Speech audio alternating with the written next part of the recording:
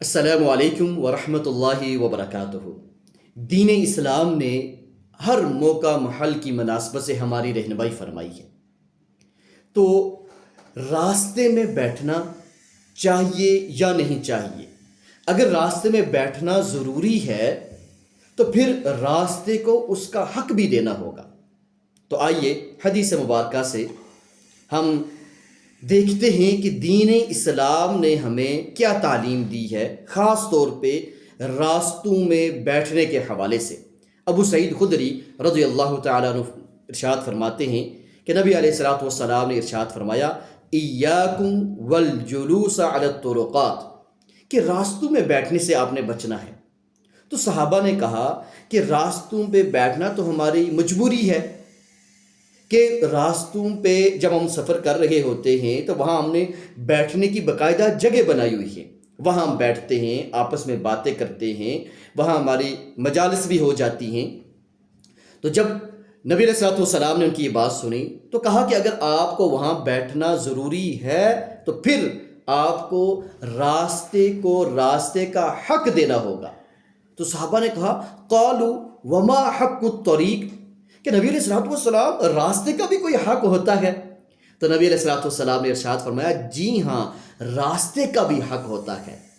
اور پھر فرمایا کہ راستے کا حق یہ ہے کہ غض البصر، کہ اپنی نگاہوں کو آپ نے نیچا رکھنا ہے، کیونکہ راستے میں صرف آپ تو نہیں ہیں، ٹھیک ہے آپ کو وہاں بیٹھنا آپ کا ضروری ہے، وہاں بیٹھنے کی جگہ بنی ہوئی ہیں، تو کچھ ایسے لوگ بھی تو ہوں گے نا کہ جو وہاں راستے سے گزر رہے ہوں گے، تو آپ کی آنکھوں سے بھی ان کو تکلیف نہیں پہنچنی چاہیے۔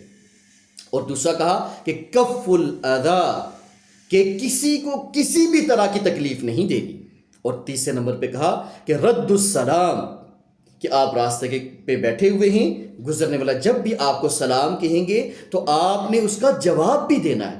اللہ اکبر۔ اور چوتھا پوائنٹ کیا بیان کیا کہ امر بالمعروف ونہی عن المنکر، کہ آپ نے اگر راستوں پہ بیٹھے ہیں تو وہاں پر بھی آپ نے نیکی کا حکم دینا ہے اور برائی سے منع کرنا ہے۔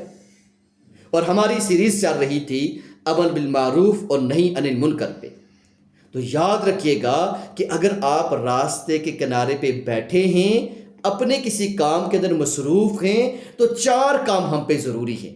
ایک کہ اپنی نگاہوں کی حفاظت، دوسرا ہم سے کسی کو تکلیف نہ پہنچے، تیسرا سلام کسی نے کیا تو اس کا جواب دینا، اور چوتھا کام یہ ہے کہ ہم نے وہاں پہ کیا کرنا ہے کہ اگر ہم دیکھتے ہیں کہ کسی کی اصلاح ہو سکتی ہے، حکمت کا تقاضا ہے کہ یہاں پہ فلاں مسئلہ بیان کر دیا جائے، تو وہاں پہ ہم نے نیکی کا حکم بھی دینا ہے اور برائی سے منع بھی کرنا ہے۔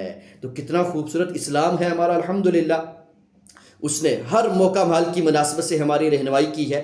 تو اب ہم نے یہ دیکھنا ہے کہ شریعت اسلامیہ نے ہمیں جو استطاعت دی ہے اور جو حدود اور قیود ہمارے اوپر لگی ہیں، اس کے اندر رہتے ہوئے ہم نے وہاں پہ امر بالمعروف اور نہی عن المنکر کا فریضہ ادا کرنا ہے۔